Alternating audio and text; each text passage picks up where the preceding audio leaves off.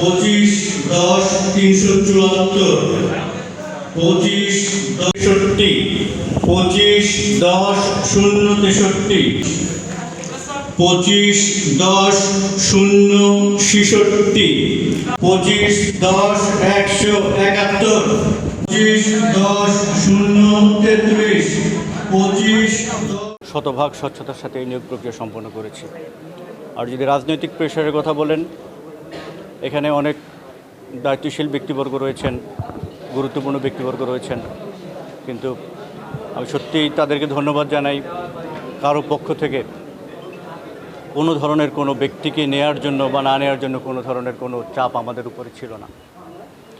আমি সংশ্লিষ্ট যারা রয়েছে তাদেরকে আমি ধন্যবাদ জানাই।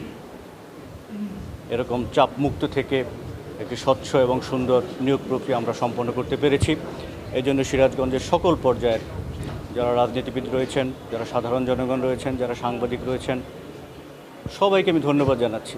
একই সাথে সিরাজগঞ্জবাসী যারা বিভিন্ন দায়িত্বশীল পদে রয়েছেন, আপনারা যারা রয়েছেন, আপনাদের সকলের সহযোগিতার ফলে এবং অসহযোগিতামূলক আচরণ থেকে দূরে থাকার ফলেই একটি চমৎকার নিয়োগ আমরা উপহার দিতে পেরেছি। এর ফলাফলটা কী হয়েছে সেই দেখেন, 33 জন কৃষকের। ক্ষুদ্র নৃগোষ্ঠী উপজাতি থেকে এসেছি। ওরা কৃষক, তিনি কৃষিকাজ করে। আমাদের যে জমি আছে, অল্প কিছু জমি আছে, ওরাই কৃষিকাজ করে, নিজের সংসার চালায়।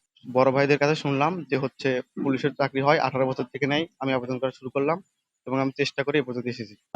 আমি এখানে এসেছি আমার নিজ যোগ্যতায় এবং আমার পরিশ্রমের কারণে, এবং যারা ভবিষ্যতে এই চাকরিতে আসতে চায় তাদেরকে বলে রাখবো যে আগে থেকেই প্রস্তুতি নেন।